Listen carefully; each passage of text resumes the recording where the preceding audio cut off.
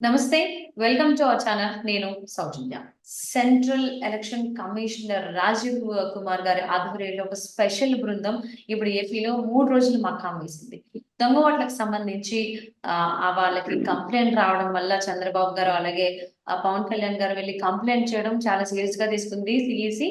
So, ఇప్పుడు 3 రోజులు ఇక్కడే మకాం వేసి ఈ దొంగ ఓట్లకు సంబంధించి కలెక్టర్లతో మీటింగ్ అరేంజ్ చేసుకోవడం, వాళ్ళందరికీ కూడా చాలా సీరియస్‌గా ఆదేశాలు జారీ చేశారన్నట్టుగా వార్తలు వినిపిస్తున్నాయి. ఈ అంశానికి సంబంధించి పూర్తి వివరాలని, వారి విశ్లేషణని మనతో పంచుకోవడానికి ఈరోజు మనతో పాటు ఉన్నారు. సీనియర్ జర్నలిస్ట్ జీవీఎస్ గారు ఉన్నారు. వారితో మాట్లాడదాం. నమస్తే అండి. నమస్తే అండి. సో, కేంద్ర ఎన్నికల కమిషనర్ రాజీవ్ కుమార్ గారి నేతృత్వంలో ఒక స్పెషల్ బృందం ఏపీలో 3 రోజులు మకాం వేస్తోంది. ఈ దొంగ ఓట్లకు సంబంధించి చాలా సీరియస్ గా యాక్షన్ తీసుకోబోతోంది.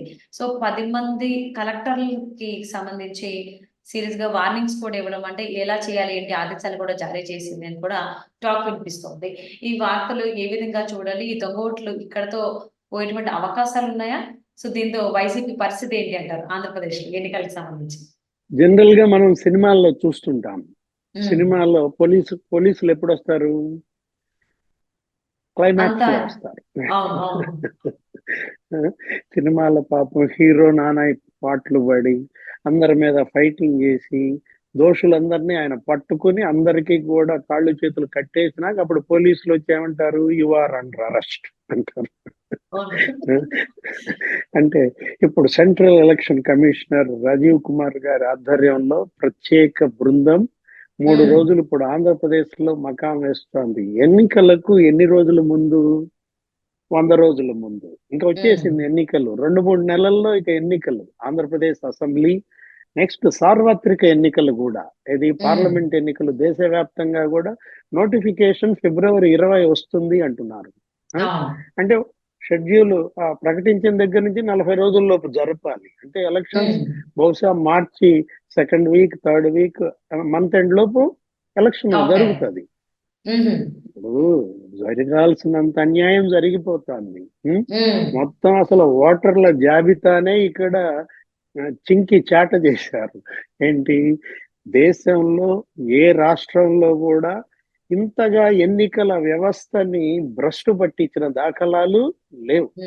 గత 5 ఏళ్లలో జరిగినటువంటి మన ఎలక్షన్స్ చూశాం. స్థానిక సంస్థల ఎన్నికల్లో ఎలా జరిగిందో చూశారు. కనీసం నామినేషన్లు వేసే స్వేచ్ఛ కూడా లేదు. ఆడబిడ్డలు నామినేషన్ వేయాలంటే వాటిని బ్లౌజుల్లో పెట్టుకుని వెళ్ళి పోలింగ్ దగ్గరికి వెళ్ళి అక్కడ ఉన్నటువంటి ఆఫీసర్కి అది ఇచ్చేటప్పటికే వీళ్ళంతా వెళ్ళి వాటిని కూడా లాక్కున్న సంఘటనలు జరిగాయి. ఏ విధంగా ప్రతిపక్షాలని భయోత్పాతం క్రియేట్ చేసి వీళ్ళు పోటీ చేస్తారు ఈ అభ్యర్థులు అన్న దగ్గర వాళ్ళ ఇళ్లలో చీప్ లిక్కర్ పెట్టేసి వాళ్ళ మీద కేసులు వీళ్ళే పెట్టి పట్టించి భయపెట్టి నామినేషన్లు వేయకుండా ఏకగ్రీవం చేసేసుకున్నారు. లోకల్ బాడీ ఎలక్షన్స్ అదే కాదు, మనం తిరుపతి బై ఎలక్షన్ చూసాం. అసలు ఓటర్ కార్డు బోగస్ కార్డులు ప్రింట్ చేశారు. ఓటు ఐడెంటిటీ కార్డ్స్ నకిలీ కార్డులు ప్రింటింగ్ అన్నమాట. ఆధార్ కార్డులు నకిలీ ఆధార్ కార్డులు ప్రింటింగ్. ఇప్పుడు ఫేక్ కరెన్సీ అనేది ఎంత ప్రమాదం, ఎంత నేరం. దొంగ నోట్లు ప్రింట్ చేయొచ్చా? మనం ఇప్పుడు 1000 నోట్లు ఉన్నాయి కదా కరెన్సీ. మరి voter ID card fake cards ఏంటమ్మా? దేశంలో ఏ రాష్ట్రంలో అన్నా ఫేక్ ఓటు కార్డులు ఉన్నాయా? సంప్రదించాల్సిన చిరునామా ఆంధ్రప్రదేశ్ అన్నమాట. మీకు ఎవరికైనా సరే ఫేక్ ఐడి కార్డులు ఇతర రాష్ట్రాలకు కూడా సరఫరా చేసే స్థాయికి ఇక్కడ తయారయ్యారు మన ఘరానా మోసగాళ్ళు. తిరుపతి ఇంతకు ముందు కూడా స్టేట్ ఎలక్షన్ కమిషన్ వాళ్ళు కూడా ఏపీలో పర్యటించి ఈవెన్ కలెక్టర్లకి ఆదేశాలు కూడా జారీ చేశారు. దొంగ ఓట్లకు సంబంధించి చాలా ఉన్నాయని చెప్పి తెలుస్తోంది. వాటన్నిటినీ కూడా తొలగించండి, మాకు లిస్ట్ ఖచ్చితంగా జనవరి 5th ఇవ్వండి అన్నట్టుగా గుర్తు. ఐ థింక్ సో డేట్స్ కొంచెం అటు ఇటుగా అవ్వచ్చు. ఫస్ట్ అయితే చెప్పడం అది, కానీ తర్వాత మళ్ళీ 5th కాకుండా మళ్ళీ ఎక్స్టెండ్ చేశారు వాళ్ళ కోసం. మీరు ఎలా పడితే అలా చేయదు, నిదానంగా చాలా కంప్లీట్ గా క్లియర్ గా, అంటే ఒక ట్రాన్స్పరెన్సీగా హానెస్ట్ గా చేయండి ఈ దొంగ ఓట్లకు సంబంధించి అని తీసి పక్కన పెట్టండి అని 17th వరకు ఎక్స్టెండ్ కూడా చేయడం జరిగింది. అంతేకాకుండా ఇప్పుడు మళ్ళీ సెంట్రల్ ఈసీ కూడా రావడం, అసలు ఏ విధంగా చూడాలి అంటారు? అంటే అంటే చెప్పుకోలేనంతగా ఉన్నాయంటారా దొంగ ఓట్లు ఆంధ్రప్రదేశ్‌లో? ఆంధ్రప్రదేశ్ లో ఎన్నికల కమిషనర్ కే భద్రత లేదు. హ్మ్. సా- సామాన్య పౌరులకు కాదు, ఎన్నికల కమిషనర్ కేంద్ర హోంశాఖకే మొరపెట్టుకున్నారు. గతంలో మనం చూసాం. ఆయన ఎవరో ఒక ఆయన ఉండేవాళ్ళు, రమేష్ కుమార్. ఆ? నాకు నా కుటుంబానికి థ్రెట్ ఉంది, బెదిరిస్తున్నారు, నేను ఆంధ్రప్రదేశ్కి వెళ్ళలేకపోతున్నాను అని హైదరాబాద్ లోనే ఆయన ఉన్నాడు, ఆఫీస్ కూడా. ఉం? ఆయనకు ప్రత్యేక రక్షణ కల్పిస్తే గాని ఆంధ్రప్రదేశ్ లోకి ఎలక్షన్ కమిషనర్ వెళ్ళలేని ప్రభుత్వం అక్కడ రాజ్యం ఏలుతోంది. ఆ? ప్రస్తుత ఎలక్షన్ కమిషనర్ ఆయన విధులు చేపట్టిన కొత్తల్లో స్వేచ్ఛగా నిష్పాక్షికంగా పనిచేశారని మనం చూసాం. ఆయనకు కూడా బెదిరింపులు వచ్చాయని మనం మీడియాలో ఆ, చూసాము, చదివాము. ఆ? ఏది ఇవాళ ఎన్నికల కమిషనరే నిష్పాక్షికంగా విధులు నిర్వహించలేని పరిస్థితుల్లో, స్వేచ్ఛగా నిర్భీతిగా కమిషనరే లేనప్పుడు ఇంకా అక్కడ సామాన్య ఓటర్ పరిస్థితి ఏంటమ్మా? అదే విషయాన్ని మాజీ ముఖ్యమంత్రి చంద్రబాబు కూడా నిన్న సిఈసి రాజీవ్ కుమార్ ఆ బృందం దృష్టికి తీసుకువెళ్ళారు. జనసేనాని పవన్ కళ్యాణ్ వీళ్ళందరూ కూడా ఒక పార్టీ చెబితే నువ్వు నమ్మవు. ఏంటి, తెలుగుదేశం చెప్పింది అనుకో, తెలుగుదేశం వైసీపీ మీద కక్షతో చెప్తోందని మనం పక్కన పెడతాం. బీజేపీ చెప్తోంది, సిపిఐ చెప్తోంది, సిపిఎం చెప్తోంది, జనసేన చెప్తోంది, విపక్షాలన్నీ చెప్తున్నాయి. ఏంటి, ఆంధ్రప్రదేశ్ లో ప్రజాస్వామ్యాన్ని ఇవాళ పాతి పెడుతున్నారు, ఈ విధంగా జరుగుతోంది. మొన్న గ్రాడ్యుయేట్ ఎమ్మెల్సీ ఎలక్షన్స్ చూశారు. ఏంటి, 9వ తరగతి చదివిన ఆమె గ్రాడ్యుయేట్ ఎలక్షన్కి వెళ్తోంది. ఓటు చేయడానికి వెళ్తూ క్యూలో ఉంటే మీడియా వాళ్ళు అడిగారు మీలాంటి వాళ్ళని, మీరేం చదువుకున్నారమ్మా అంటే 9వ తరగతి అని చెప్తాను. హ్మ్. ఆ ఓటు ఏంటి, గ్రాడ్యుయేట్ ఓటు కదా, హ్మ్. పట్టభద్రులు వేయాల్సినటువంటి ఓటు 9వ తరగతి మహిళలు వెళ్ళి వేస్తున్న పరిస్థితిలో ఏ విధంగా తిరుపతిలో అపహాస్యమైంది. ఇతర రాష్ట్రాల నుంచి కూడా జనాన్ని తరలించి ఫేక్ హ్మ్. ఐడి కార్డులు ఇచ్చి ఓట్లు వేయించారు.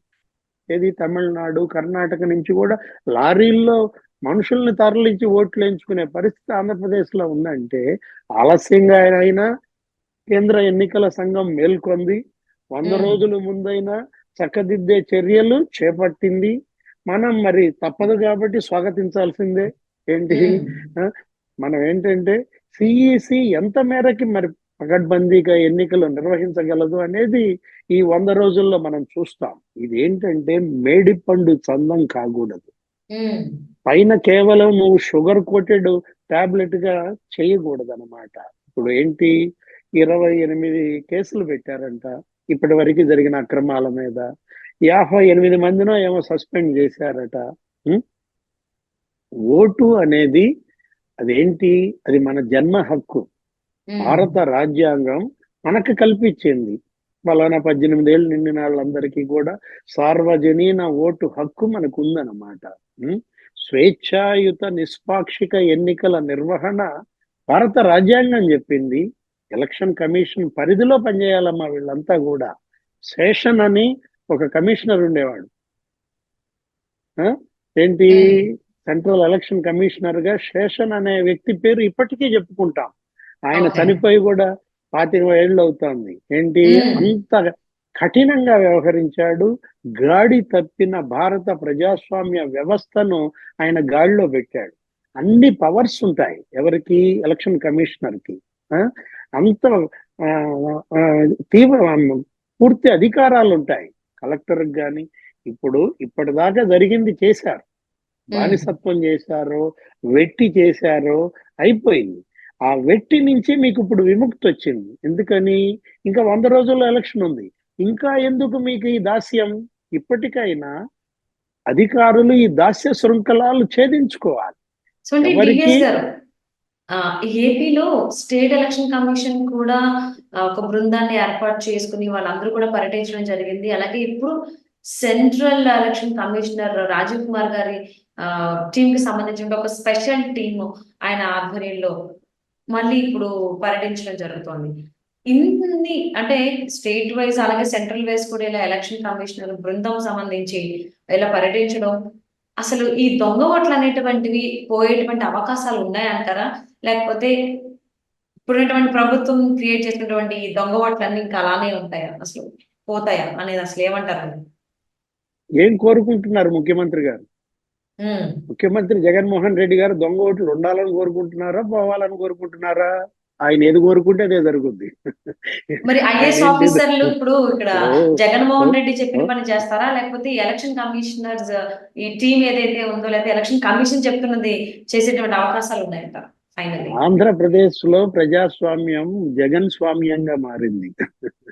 ఓకే. అదేంటంటే గత 4 ఏళ్లుగా అంతగా వెట్టికి అలవాటు పడినటువంటి ఆంధ్రప్రదేశ్ యంత్రాంగాన్ని కేంద్ర ఎన్నికల సంఘం మరి ముళ్ళుగర్ర పెట్టి పొడిస్తే కదులుద్దా? స్టేట్ ఎలక్షన్ కమిషన్ వల్ల కాలేదు కాబట్టే సెంట్రల్ ఎలక్షన్ కమిషనర్ ఇవాళ వచ్చి కూర్చున్నాడు. 3 రోజులు ఇక్కడ మకాం వేశాడు. స్టేట్ ఎలక్షన్ కమిషనే కఠినంగా వ్యవహరించుంటే ఇవాళ కేంద్ర ఎన్నికల సంఘం ఇక్కడికి రావాల్సిన పరిస్థితి ఎందుకుంది? మిగతా రాష్ట్రాలు చూసుకునేది. స్టేట్ ఎలక్షన్ కమిషన్ వల్ల కాలేదు కాబట్టే సిఈసి వచ్చి కూర్చున్నాడు. 3 రోజులుగా ఇక్కడ మకాం వేశాడు. ఇప్పుడు నిన్న చూసాం తిరుపతి కలెక్టర్ని, తర్వాత తిరుపతి ఎస్పీని మీద కూడా ఫైర్ అయ్యారు. చంద్రగిరి అనే ఒక నియోజకవర్గం ఉంది, దాన్ని చూపించినట్టున్నారు నిన్న వెళ్ళిన తెలుగుదేశం జనసేన బృందం. ఏంటి, ఒక చిన్న కేస్ స్టడీ కింద 1,15,000 ఓట్లు ఫామ్ 6 కింద ఇచ్చారంట. ఫామ్ 6 కింద 1,15,000 దరఖాస్తులు ఇస్తే దానిలో 33,000 ఓకే చేశారంట. అంటే 33,000 ఓట్లు ఒక్క నియోజకవర్గంలో ఓకే చేయటం అంటే ఎటువంటి విచారణ లేకుండా దాన్ని గురించే తీసుకుని వెళ్ళారు నిన్న ప్రతిపక్షాల బృందం. ఏంటి, టీచర్లు ఈ విధులు నిర్వహిస్తారు, ప్రతి రాష్ట్రంలో నిర్వహిస్తారు. మన రాష్ట్రంలో కూడా 56 ఏళ్లుగా టీచర్లు నిర్వహించారు. అలాంటి టీచర్లని తప్పించారు బిఎల్ఓలుగా, బూత్ లెవెల్ ఆఫీసర్లుగా. ఉపాధ్యాయులకు భయం ఉంటుంది. ఎందుకని, ఏదన్నా తప్పు చేస్తే ఎవరి ఒత్తిడికైనా లోన్ అయితే ఆయన ఉద్యోగం పోతుంది, ఆయన కుటుంబం రోడ్డున పడుతుంది. ఆ భయంతో నిష్పాక్షికంగా చిత్తశుద్ధితో విధులు నిర్వహిస్తారు. అలాంటి ఉపాధ్యాయుల్ని ఆ విధుల నుంచి తప్పించింది జగన్మోహన్ రెడ్డి ప్రభుత్వం. బోధనేతర పనులు మీకొద్దు, మిమ్మల్ని బోధన పనులకే పరిమితం చేస్తామంటూ టీచర్లను ఏం చేశాడు, మద్యం షాపుల దగ్గర క్యూ లైన్లు క్రమబద్ధీకరించమన్నాడు. లిక్కర్ షాపుల ముందు వాళ్ళని పహరా పెట్టాడు. వాళ్ళు చేయాల్సింది ఇదేమంతా వాళ్ళకి బోధనేతర పనిగా వాళ్ళు చూడరు. ఏంటి, ఇది ఒక రకంగా ఇది విధుల్లో భాగం, పౌర విధుల్లో భాగం. ఇది దేశం కోసం చేస్తోంది. ఏది, పిల్లల్ని ఎన్నికల నిర్వహణ తీర్చిదిద్దడమే కాకుండా దేశానికి సంబంధించి కూడా వాళ్ళు ఈ రకమైన క్రమశిక్షణ పరంగా చేస్తారు కాబట్టి ఫస్ట్ నుంచి వాళ్ళని సెలెక్ట్ చేసుకున్నారు. ఇప్పుడు ఈయనకి సౌలభ్యం లేదు కాబట్టి వాళ్ళని పక్కన పెట్టడం జరిగింది. సో స్టేట్ ఎలక్షన్ కమిషన్ వాళ్ళు అవ్వలేదు, ఇప్పుడేమో సెంట్రల్ ఎలక్షన్ కమిషన్ వచ్చింది. సో ఏం చెయ్యబోతోంది, ఇప్పటికైనా దొంగలు పోతాయా పోవా అనేది వేచి చూద్దామండి. Thank you so much. బిఎల్ఓలుగా మహిళా వాలంటీర్లను పెట్టారు, టీచర్లను తీసేసి బిఎల్ఓలుగా వాలంటీర్స్ ని పెట్టారు, మహిళా పోలీసులను పెట్టారు, సచివాలయ సిబ్బందిని పెట్టారు. 2,600 మంది మహిళా పోలీస్ అంట. వాళ్ళు బూత్ లెవెల్ ఆఫీసర్లు. వాళ్ళు ఇంటింటికి తిరిగి సర్వే చేసి ఈ ఓట్లు విచారించి తీసేయటం, చేర్చడం చెయ్యాలి. వీళ్ళంతా కూడా ఎవరు, వైసీపీ సైన్యం. జగన్మోహన్ రెడ్డి సైన్యం అని చెప్పింది ఎవరు, వాళ్లే చెప్పారు. ఏంటి, మీరే నా సైన్యం అని సీఎంఏ అన్నారు, మీరే నా సైన్యం అని చెప్పి విజయసాయి రెడ్డి చెప్పారు. 90% మంది వైసీపీ వాళ్ళకే మేము ఇచ్చామని చెప్పారు. ఈ పరిస్థితుల్లో వాళ్ళు వైసీపీ చేర్చిన దొంగ ఓట్లని తీసివేయగలరా? ప్రతి నియోజకవర్గంలో 30,000 దొంగ ఓట్లు ఉన్నాయంటమ్మా. రాష్ట్రంలో 30 లక్షల పైగా దొంగ ఓట్లు ఉన్నాయంట. వీళ్ళు చెప్పింది ఏంటి, నిన్న ఎస్ఈసి చెప్పింది ఏంటి, 5 లక్షల ఓట్లు తీసేశామన్నారు. ఉన్నది 30 లక్షల ఓట్లు. వీళ్ళు అభ్యంతరం చెప్పింది 15 లక్షల ఓట్లు అయితే ఆయన తీసేసింది 5 లక్షల ఓట్లు. అంటే ఉన్నదానితో బేరీజు వేస్తే ఇంకా 25 లక్షల దొంగ ఓట్లు ఉన్నాయి. అపోజిషన్ అభ్యంతరం చెప్పిన దాంతో బేరీజు వేస్తే ఇంకా 10 లక్షల దొంగ ఓట్లు ఉన్నాయి. పవర్ లోకి వచ్చే పార్టీకి అపోజిషన్ కి మధ్య తేడా ఎన్ని ఓట్లు ఉంటాయి? మొన్న ఎన్ని ఓట్లతో గెలిచాడు జగన్మోహన్ రెడ్డి? 30 లక్షలతో గెలిచాడు. అంతకుముందు తెలుగుదేశం ఎన్ని ఓట్లతో గెలిచింది? 5 లక్షల ఓట్లతో గెలిచింది. అంటే ఎంత నేరో మార్జినో చూడండి, ఎంత డెఫినెట్లీ అండి. నిష్పాక్షికంగా సో ఓటు విల్ సీ చూడాలో ఇప్పుడు ఏం చూడాలి. జరగబోతుంది. స్టేట్ ఎలక్షన్ కమిషన్ చేయలేకపోయింది. ఇప్పుడు సెంట్రల్ ఎలక్షన్ కమిషన్ వచ్చింది. 3 రోజులు ఇక్కడే ఉండబోతోంది ఆంధ్రప్రదేశ్ లో. సో వీళ్ళు ఏం చేస్తారు? వీళ్ళైనా ఆ దొంగ ఓట్లని తొలగించగలుగుతారా, లేదా స్టేట్ ఎలక్షన్ కమిషన్ ఏదైతే చేస్తుందో అదే చేస్తుందని వేచి చూద్దామండి. And thank you so much for spending your valuable time with us, జీవియస్ గారు. నమస్తే.